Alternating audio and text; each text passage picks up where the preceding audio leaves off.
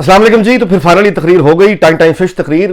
बस एक रिलीफ का ऐलान अवाम के लिए अच्छी खबर के 5 रुपए कहा है कि 10 रुपए जो है लीटर डीजल और 10 रुपए लीटर पेट्रोल जो है वो कम कर दिया जाएगा और बिजली की कीमत जो है 5 रुपए कम कर दी जाएगी। इस तरह के बात पर बहुत ज़्यादा खुशी मनाने से पहले मैं आपको याद दिला दूं कि अभी इस बात को, क्योंकि हमारे यहाँ तो अब हर हफ्ते दूसरे तीसरे हफ्ते नया बजट आ जाता है या नई कीमतें बढ़ जाती हैं। तो अभी मेरा ख्याल हफ्ता या 10 दिन हुआ जिस दिन खबर आई थी कि 10 रुपये 3 पैसे सिफारिश हुई थी पेट्रोल की कीमत बढ़ाने की, जो उन्होंने मुस्तरद कर दी थी और ख़बर चलवाई थी कि यानी खबर चलवाई थी कि मुस्तरद कर दी है प्राइम मिनिस्टर ने, और शाम को नोटिफिकेशन जारी हो गया था कि 10 रुपये 3 पैसे कीमत बढ़ चुकी है।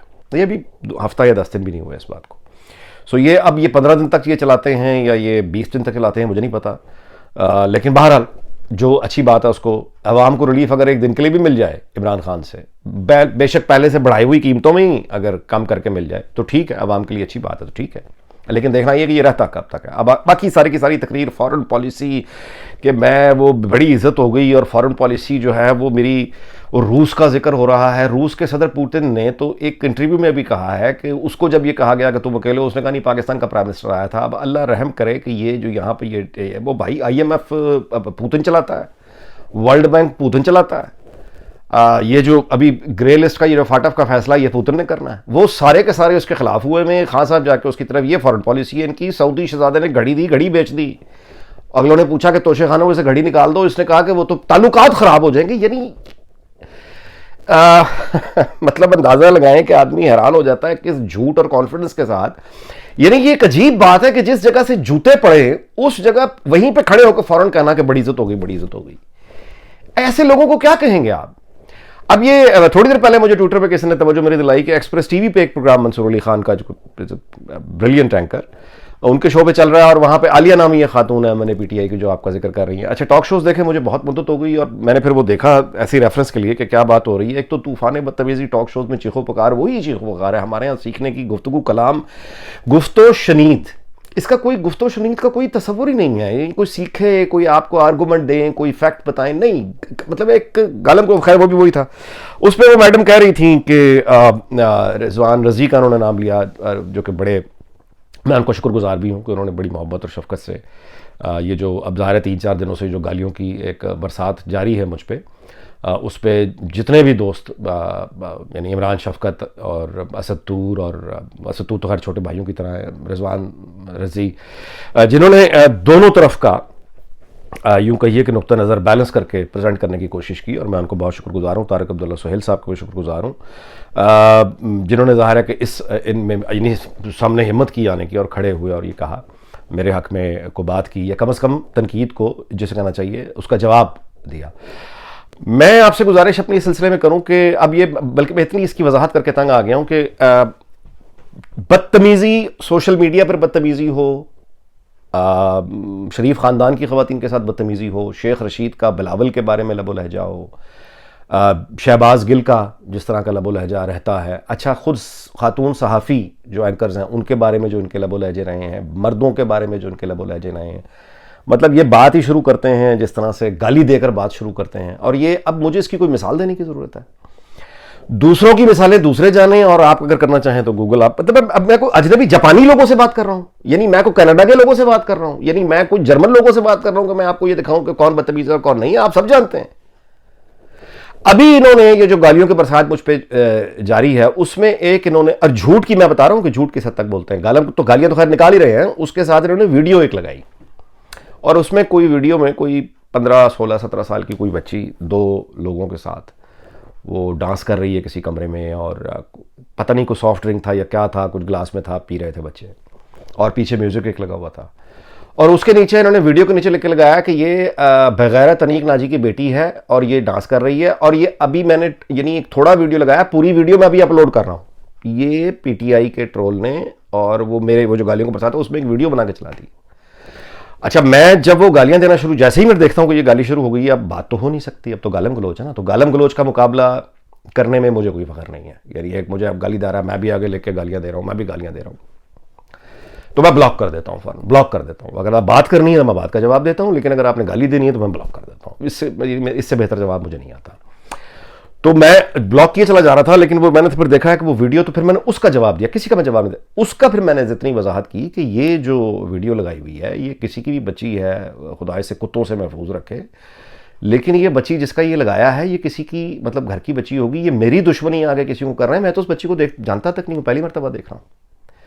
यानी यहां तक जो लोग चले जाते हैं। अच्छा, मंडी बहाउद्दीन में मिसाल के तौर पे मैं, यानी ये बात कहते हुए मुझे शर्मिंदगी है, लेकिन मंडी बहाउद्दीन में जलसा था नून लीग का, मरीम नवाज ने जाके वहां पे खिताब करना था, तो आपको पता है उन्होंने क्या ट्रेंड चलाया था? रंडी इन मंडी, ये था। अब आप मुझे बताइए कि यानी यहां से किसी ने रंडी कहा है बुशरा बीबी को? अभी तक तो नहीं कहा, किसी ने नहीं कहा, ये लोग, इन लोगों ने कहा।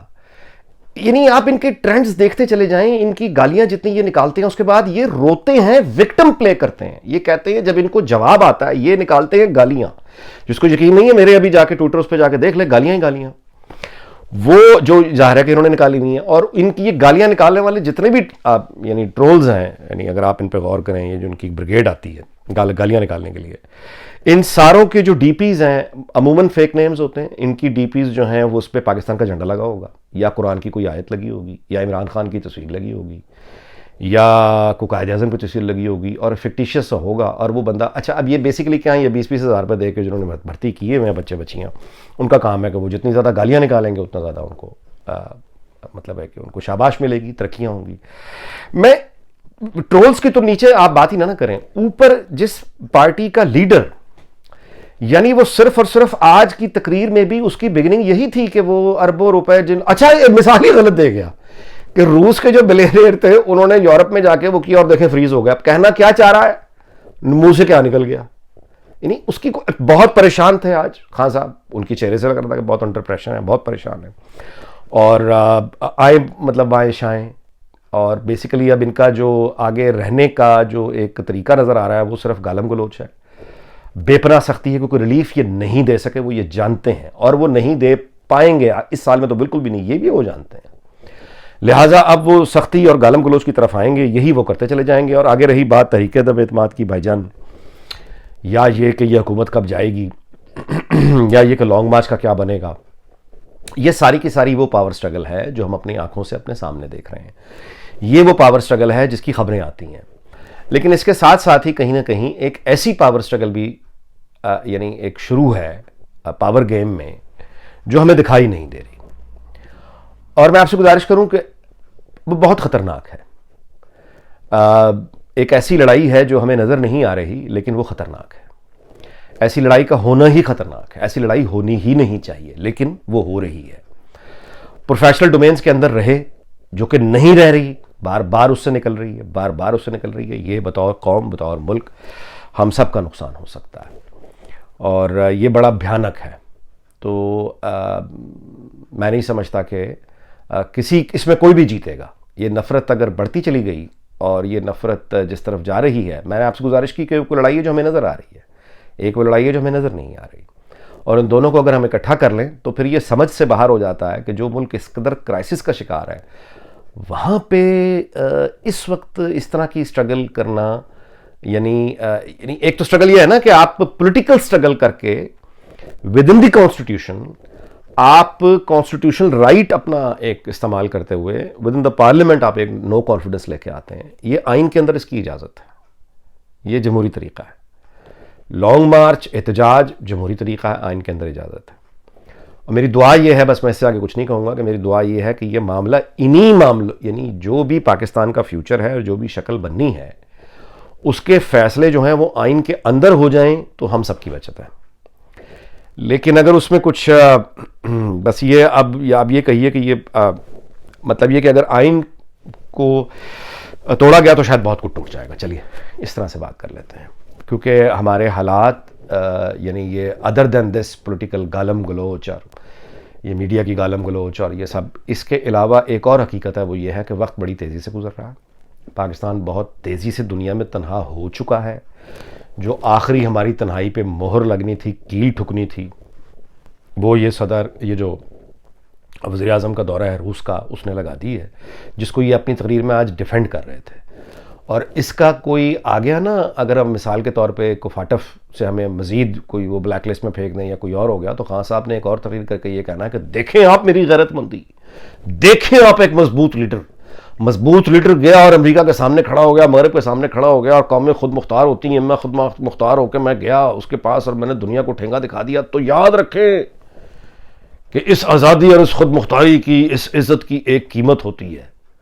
तो वो कीमत अब आप दे रहे हैं और वो कीमत आप देते चले जाएं, क्योंकि आपकी इज़्ज़त दुनिया में बहुत बढ़ गई है। There's something gone wrong with the light. Maybe it is a reminder that I should, मेरा ख्याल है कि वीलॉग को ख़त्म किया जाए यहाँ पे, और इंशाल्लाह ताला फिर मुलाकात होगी जी अगले वीलॉग में। अपना बहुत बहुत ख्याल रखिएगा। अल्लाह ताला पाकिस्तान को शाद और आबाद रखे। अल्लाह हाफ़िज़।